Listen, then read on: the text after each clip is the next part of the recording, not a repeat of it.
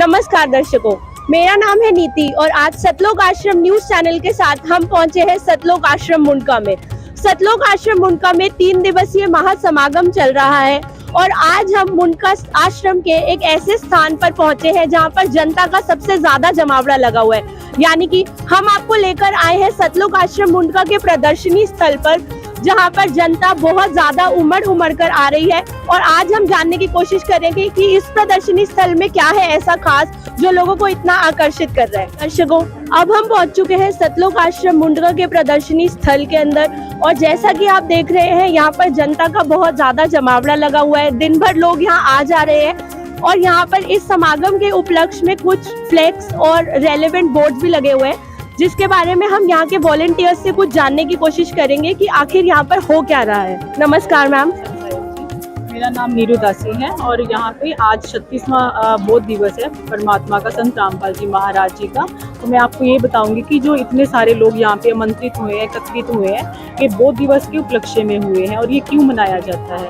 इस दिन हमारे संत रामपाल जी महाराज जी को संत रामदेवानंद जी महाराज जी ने दीक्षा दी थी, जिसको कि बौद्ध दिवस कहा जाता है। आध्यात्मिक रूप में इसको आध्यात्मिक जन्म माना जाता है, जिस दिन गुरु दीक्षा गुरु जी से मिलती है। तो मैं आपको ये फ्लैक्स के बारे में थोड़ा सा बताऊंगी कि जो कबीर परमात्मा है वो चारों युगों में आते हैं। चारों युगों में उनके अलग अलग नाम थे। तो सतयुग में सतसुकृत तेरा त्रेता नाम मुनिंदर मेरा, द्वापर में करुणाई में कहाँ आया, कलयुग नाम कबीर धराया। सतयुग में परमात्मा सतसुकृत जी के नाम से आए और त्रेता युग में मुनिंदर जी के नाम से आए। द्वापर में करुणामय जी नाम था परमात्मा का और कलयुग में आज एट प्रेजेंट कबीर साहिब जी के नाम से प्रचलित है वो। तो आप कहना चाहते हैं कि कबीर साहिब जी पूर्ण परमात्मा है? बिल्कुल, पूर्ण परमात्मा कबीर जी हैं, क्योंकि हमारे संत रामपाल जी महाराज जी शास्त्र को जो भक्ति बताते हैं, प्रमाण सहित बताते हैं कि कबीर ही परमात्मा है। सारे ग्रंथों में प्रमाण है कि कबीर ही परमात्मा है। यहाँ पर जो इन्फॉर्मेशन दी गई है वो है गुरु प्रणाली के बारे में, तो आइए जानने की कोशिश करते हैं आखिर क्या है ये गुरु प्रणाली। मैं आपको इस फ्लैक्स में गुरु प्रणाली के बारे में बताऊंगी। जैसे आप इसमें फ्लैक्स में देख भी रहे हो कि कबीर साहिब जी के बाद में हमारे बंदी छोड़ गरीबदास जी महाराज जी हुए हैं, संत शीतल दास जी महाराज जी हैं, संत ध्यानदास जी महाराज जी हैं, संत रामदास जी महाराज हैं, संत ब्रह्मानंद जी महाराज हैं, संत गुप्तानंद जी महाराज हैं, संत योगेश्वरानंद जी महाराज, संत चिदानंद जी महाराज, रामदेवानंद जी महाराज, ये हमारे दादा गुरु जी हैं। और जो हमारे दादा गुरु जी संत रामदेवानंद जी महाराज हैं, उन्हीं ने ही हमारे गुरु जी को, संत रामपाल जी महाराज जी को गुरु दीक्षा दी थी।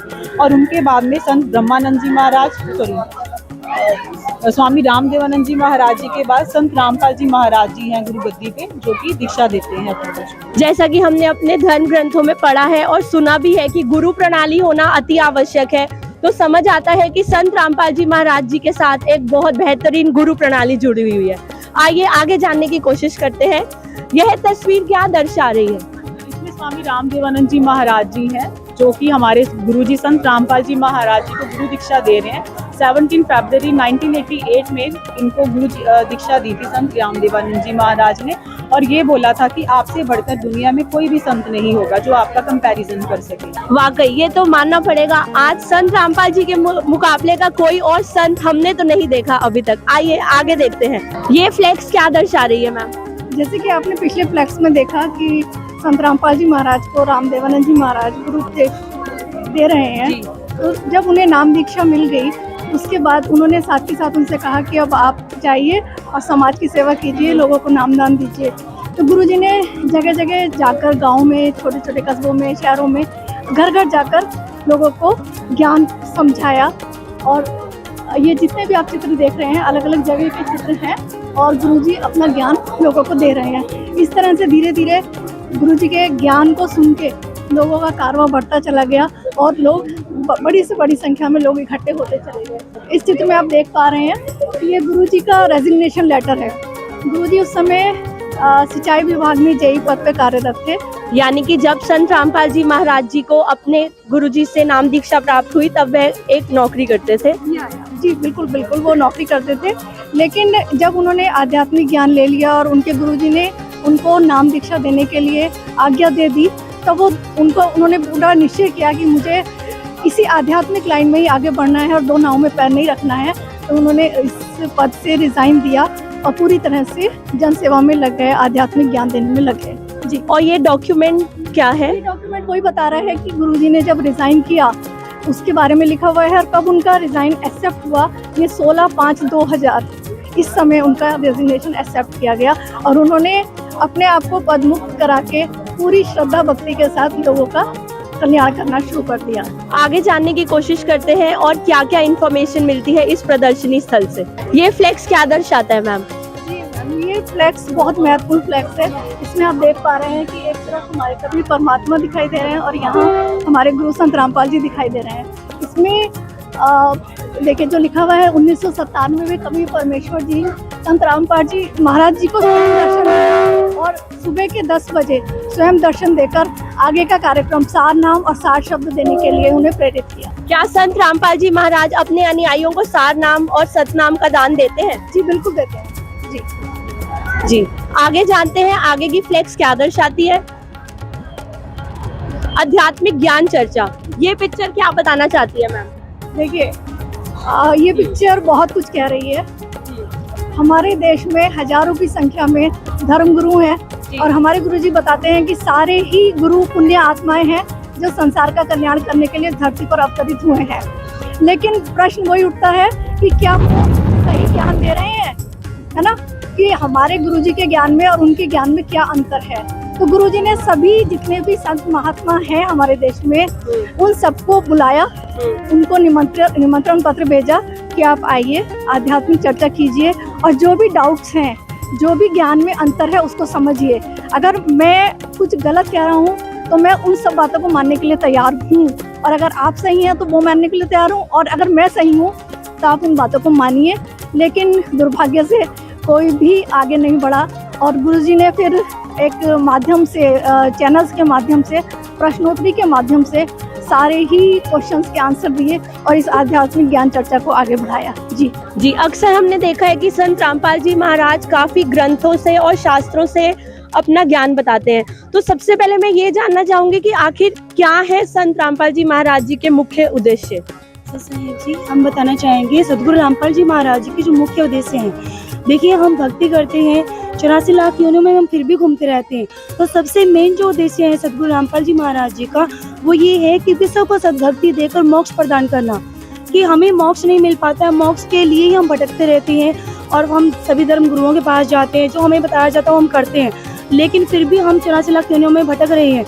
तो परमात्मा सदगुरु रामपाल जी महाराज जी का पहला उद्देश्य जो है वो वही है कि विश्व को सद्भक्ति देकर उनका मोक्ष प्रदान किया जाए और हमें जन्म मरण के बंधन से छुटकारा मिले। जो दूसरा उनका मेन उद्देश्य है समाज से पाखंडवाद को खत्म करना। हमारे यदि कोई हारी बीमारी आ जाती है, हमें कोई तकलीफ होती है तो हमें जैसा बोला जाता है झाड़ फूंक वाले के पास, तांत्रिक के पास, हम वहीं पर चले जाते हैं। तो वो एक प्रकार से पाखंडी है क्योंकि लाभ कुछ देर के लिए मिलता है, वो प्रमाणित नहीं होता है, वो लॉन्ग लास्टिंग नहीं होता है। तो दूसरा मुख्य उद्देश्य उनका यही है कि पाखंड को खत्म करना। तीसरा जो मेन उद्देश्य है आप सभी जानते हैं, युवाओं में आज नैतिकता की, मॉरल एजुकेशन की कितनी कमी है। स्कूलों में भी अलग से सिलेबस लगवाया जाता है आध्यात्मिक जागृति लाना, कि नैतिक और आध्यात्मिक जागृति कितनी जरूरी है आज इस कलयुग में, जब लोग एक दूसरे को शकल तक देखना पसंद नहीं करते हैं, माँ बाप को का कहा बच्चे नहीं मानते हैं। तो ये उनका मुख्य उद्देश्य है। और जो मेन उनका मुख्य उद्देश्य है वो है समाज से हर प्रकार के नशे को दूर करना, समाज से दहेज रूपी दानों को जड़ से खत्म करना। आप सभी जानते हैं आए दिन अखबारों में आपको देखने को मिलती है हेडलाइंस कि आज दहेज की वजह से प्रताड़ित एक महिला ने अपनी जान दे दी। तो जो भी गुरु रामपाल जी महाराज जी के अनुयायी हैं वो ना तो दहेज लेते हैं ना ही दहेज देते हैं। परमात्मा पहले ही अपने नियमों में कहते हैं कि जो इस तरीके की कोई भी अगर काम करेगा उसे नाम दीक्षा नहीं दी जाएगी। आप यहाँ पर देख भी सकते हैं कि बिना दहेज की शादी से मिलती है जीने की राह।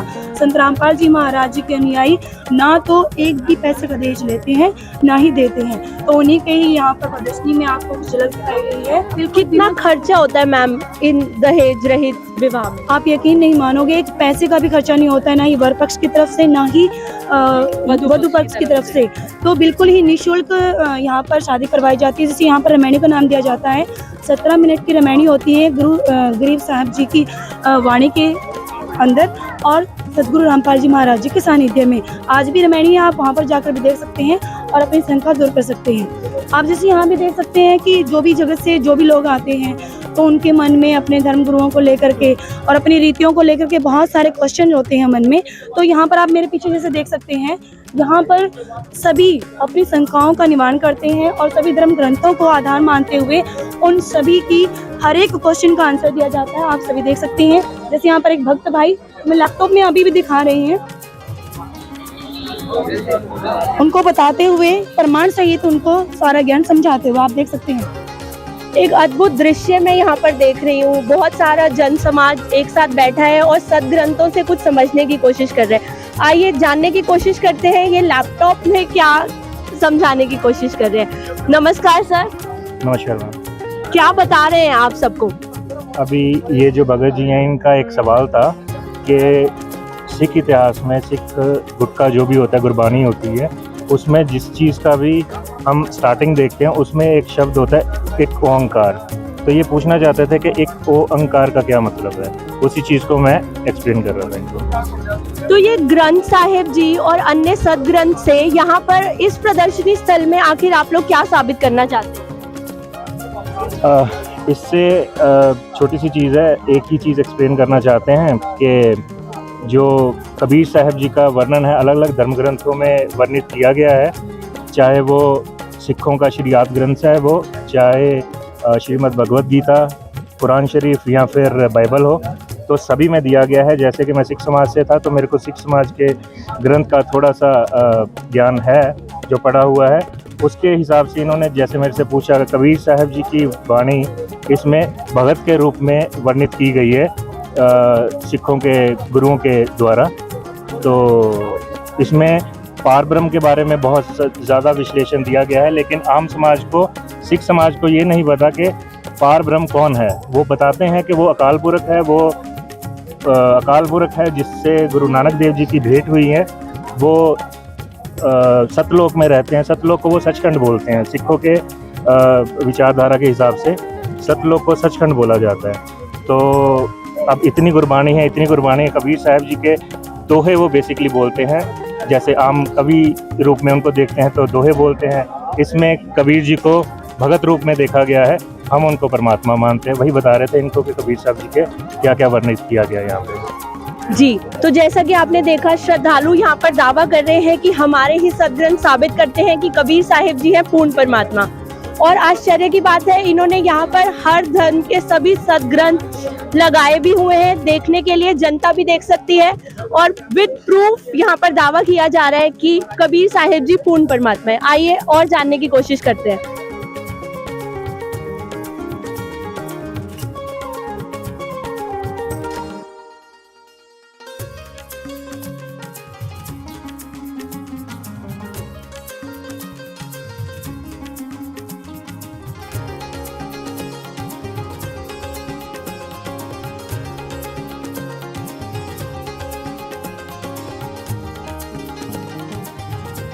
सदग्रंथों से कुछ इम्पोर्टेंट श्लोक और कुछ इम्पोर्टेंट अध्याय यहाँ पर विद प्रूफ बड़ी पिक्चर्स में दर्शाए हुए हैं। आइए जानने की कोशिश करते हैं और क्या है इस प्रदर्शनी में। ये पिक्चर क्या दर्शा रही है सर? जैसा कि आप इसमें देख रहे हैं, पहले आपको यहाँ समझाते हैं हम। ये एक ब्रह्मांड का लघु चित्र है। इस ब्रह्मांड में ये पूरा ब्रह्मांड बता रखा है। इसमें ब्रह्मा विष्णु जी का लोक है, ब्रह्मा जी का लोक है और शिव जी का लोक है। और ये पृथ्वी है, ये पाताल है, स्वर्ग है। ये तीनों देवता हैं, ये तीन गुण हैं और इनके इन लोगों पे इनका आधिपत्य है। और ऊपर आप देख पा रहे हैं ये महास्वर्ग है। इस महास्वर्ग में काल ब्रह्म इनके रूप में रहता है। सतोगुण प्रधान क्षेत्रीय है जिसमें महाविष्णु रूप में काल ब्रह्म रहते हैं, और ये महाशिव रूप में काल ब्रह्म रहते हैं। तमोगुण प्रधान क्षेत्रीय है और महाब्रह्म रूप में रजोगुण प्रधान क्षेत्रीय, ये महाब्रह्मा रूप में भगवान काल ब्रह्म रहते हैं। और यहाँ पे परमेश्वर कबीर साहब जी का राजदूत भगवान है। ये पूरा एक ब्रह्मांड है जिसमें धर्मराय का लोक भी है, स्वर्ग नरक देख रहे हैं आप, मानसरोवर भी है, ये इंद्र का लोक है, चंद्रमा है, सूर्य है। ये पूरा एक ब्रह्मांड है। ये जो आप इसमें ब्रह्मांड देखा वो एक यहाँ पे आप देख पा रहे हैं वो गेंद है। जैसा कि ऊपर लिखा हुआ है ज्योतिरंजन काल ब्रह्म के 21 ब्रह्मांड का लघु चित्र है। ये पूरे 21 ब्रह्मांड है जी। इसमें एक एक बॉल जो देख पा रहे हैं वो एक ब्रह्मांड है। इन ब्रह्मांडों को एक महाब्रह्मांड बना दिया है, 21 ब्रह्मांडों को, जिसमें आप देख पा रहे हैं ऊपर के लोक में काल भगवान का निज लोक है जहाँ वो सेपरेट रूम में रहते हैं। और एक तपस्या है जहाँ पे हम सभी आत्माओं को, जो हम पूरे जीवन काल में व्यसन करते हैं, उनका मैल निकाल के वो काल भगवान उसका भोजन बनाता है, खाता है। तो ये भंवर गुफा है, यहाँ से सतलोक जाने का रास्ता बता रखा हमारे गुरु जी ने। आज तक किसी भी संत ने, किसी भी शंकराचार्य ने इसको डिस्क्राइब नहीं किया, विस्तार से पूर्वक नहीं बताया गया। सिर्फ संत रामपाल जी महाराज ने इस चीज़ को व्याख्यान किया है और खोल के बताया हुआ है। आगे देखिए, जैसे कि ऊपर पाया, परमेश्वर कबीर साहब जी के असंख्य ब्रह्मांडों का चित्र है। आपने एक ब्रह्मांड देखा, 21 ब्रह्मांड देखे। ये छोटी छोटी बॉल हैं, वो 21 ब्रह्मांड का यहाँ तक काल ब्रह्म का ये लोग है 21 ब्रह्मांड। ये पर ब्रह्म का स्थान है सातसंग ब्रह्मांड, जिनके सातसंग ब्रह्मांड है। इसके ऊपर जो आप देख पा रहे हैं, असंख्य ब्रह्मांड का कुल का मालिक सतगुरु कबीर साहब जी का सतलोक है। इनके 16 पुत्र हैं ये, और 16 पुत्र इनके लोकों में रहते हैं। और काल भगवान में सिर्फ 21 ब्रह्मांड का मालिक है, और कबीर साहब असंख्य ब्रह्मांडों के मालिक है जी। तो आपका कहना है कि कबीर साहिब जी पूर्ण परमात्मा है और संत रामपाल जी महाराज तत्वदर्शी संत है। आखिर क्या प्रूफ है कि संत रामपाल जी महाराज तत्वदर्शी संत है? जी बिल्कुल बताएंगे। जैसे हमारी पवित्र गीता जी गीता अध्याय 15 का श्लोक 1, 4 तथा 16, 17 का आशय हम आपको बताएंगे। जैसा कि आप चित्र में देख पा रहे हैं, ऊपर जड़ रूपी नीचे शाखा वाला उल्टा लटका हुआ संसार रूपी वृक्ष का चित्र है। इसमें कबीर साहब जी ने बताया है, अक्षर पुरुष एक पेड़ है, निरंजन वाकीदार, तीनों देवा शाखा है, 5 रूप संसार। जो तीनों देवता हैं, शिव जी, विष्णु जी और ब्रह्मा जी, यही गुण है, यही कहते हैं भगवान है। ये जो आप देख पा रहे हैं, हमें जो साधना करनी चाहिए जड़ की करनी चाहिए। मगर सांसारिक रूप से हमारे जो धर्म के ठेकेदार गुरु हैं, उन्होंने हमें ज्ञान दे रखा है कि ब्रह्मा विष्णु महेश की भक्ति कीजिए। जो हमारे ब्रह्मा विष्णु महेश जो टहनियाँ हैं, अगर हम इनको एक प्लांटिंग करेंगे, मेथड प्लांटिंग मेथड जो होता है कि इस जड़ को डाला जाता है, जबकि हम जो साधना कर रहे हैं उसको टहनियों को गमले में डाल देंगे, ऊपर से पानी डाल देंगे, जड़ ऊपर हो जाएगी, तो वो पौधा नहीं बढ़ेगा। तो हमारे गुरुजी संत रामपाल जी महाराज ने बताया है, ब्रह्मा विष्णु आप जो आप भक्ति करते हैं, वो साधना आपकी शास्त्रविरुद्ध साधना है। शास्त्रविरुद्ध साधना ये है आपकी कि जड़ को आपको गमले में जड़ को दबाना चाहिए, और जिससे पानी आप डालेंगे तना बढ़ेगा, डार बढ़ेगी, फिर शाखाएं बढ़ेंगी, इसी पे आपके फल लगेंगे। तो हमको सारे लाभ यही देंगे, ब्रह्मा विष्णु महेश यही भगवान है, यहाँ के प्रधान यही देंगे। मगर साधना हम सही करेंगे, शास्त्र अनुकूल साधना करेंगे, जब हमें वो भक्ति का लाभ मिलेगा और हमें सही भौतिक लाभ, सही लाभ और मानसिक लाभ मिल पाएगा। और क्या क्या इम्पोर्टेंट प्रूफ और हमारे सदग्रंथों से और क्या क्या ज्ञान बताया है इस प्रदर्शनी में? जी आगे आपको दिखाएंगे। जी भागवत श्रीमद् भागवत गीता जी में, गीता सार में संत रामपाल जी महाराज ने डिस्क्राइब किया है, गीता अध्याय 16 के श्लोक 23 में, कि हमें भक्ति किस हिसाब से करनी चाहिए, भक्ति का हमारा मार्ग क्या है। जैसा कि आप देख पा रहे हैं, गीता अध्याय 16 के श्लोक 23 में, जो संस्कृत में ऊपर है, नीचे हम आपको हिंदी में जो अनुवादित है वो बताएंगे। जो पुरुष शास्त्र विधि को त्याग कर अपनी इच्छा से मनमाया आचरण करता है, वह ना सिद्धि को प्राप्त होता है, ना ही परम गति को, और ना ही सुख को। तो इससे यह सिद्ध हो पा रहा है कि जो पुरुष शास्त्र विधि को त्याग कर अपनी इच्छा से, शास्त्रों को प्रमाण ना मान के अपनी इच्छा से मनमाना आचरण करते हैं, व्रत करते हैं, तीर्थ करते हैं, जाते हैं, भ्रमण करते हैं, उससे उनको ना तो कोई गति होनी है, ना सुख होना है, ना कोई लाभ होना है। अब गीता अध्याय, जैसा कि आपने देखा, गीता अध्याय 16 श्लोक 23। अब आपको आगे दिखाते हैं जी, गीता अध्याय 16 श्लोक 24 में, जिसमें गीता के अंदर अर्जुन को बता रहे, इससे तेरे लिए कर्तव्य अकर्तव्य की व्यवस्था में शास्त्रीय प्रमाण है। इसे जानकर शास्त्र से नियमित कर्म ही करने योग्य है। इसके लिए अगर अब तू कह रहे हैं कि अर्जुन, जब तू डाउटफुल हो जाएगा कर्तव्य अकर्तव्य क्या है, उसके लिए तो शास्त्रीय प्रमाण है। हमारे ग्रंथ जो है शास्त्र, उसको अध्ययन कर, उसके अनुसार भक्ति कर, तभी तेरी मुक्ति और तेरे को सही भक्ति मार्ग मिल पाएगा। जी, और यही कारण है कि संत रामपाल जी महाराज अपना पूरा ज्ञान शास्त्रों के और हमारे सभी धर्म ग्रंथों के अनुसार बताते हैं। जी, और क्या खास बात है इस प्रदर्शनी जी? जो अब दूसरा जो उदाहरण जो है गुरुजी ने हमारे को बता रखा है कि गीता अध्याय 17 श्लोक 23 में बता रखा है कि ओम तत्सत इति निर्देश है, ब्रह्मणे त्रिविधे स्मृत है। तो इसे बता रखा है, ओम तत्सत जो है 3 मंत्रों का जाप है, और ये निर्देश दे रखा है, ब्रह्मणे मतलब सच्चिदानंद घन ब्रह्म के बारे में बता रखा है। और इसको 3 विधि बता रखी है, इसकी त्रिविधे बता रखा है, त्रिविधे स्मृत है, मतलब 3 विधि के द्वारा ही इसको स्मरण करने का जो है संत बताएगा, और पूर्ण संत बताएगा। आजकल क्या है कि जितने भी संत बने हुए हैं, जितने भी संत और वो साधु बने हुए हैं, वो एक विधि में या फिर 2 तक में कर देते हैं, उनको पूर्ण ज्ञान भी नहीं है, और उस हिसाब से वो पूर्ण देते नहीं है। तो हमारे संत रामपाल जी महाराज पूर्ण साधना बताते हैं कि किस तरीके से हमें ये जाप करने चाहिए। तो आदरणीय गीता जी, आदरणीय वेद के अनुसार हमने देखा कि पूर्ण परमात्मा कबीर साहिब जी हैं, यहाँ पर जैसा कि मैं देख रही हूँ गुरु ग्रंथ साहिब जी के अनुसार भी कुछ अद्भुत ज्ञान बताया हुआ है। आइए जानने की कोशिश करते हैं क्या प्रूफ है गुरु ग्रंथ साहिब जी।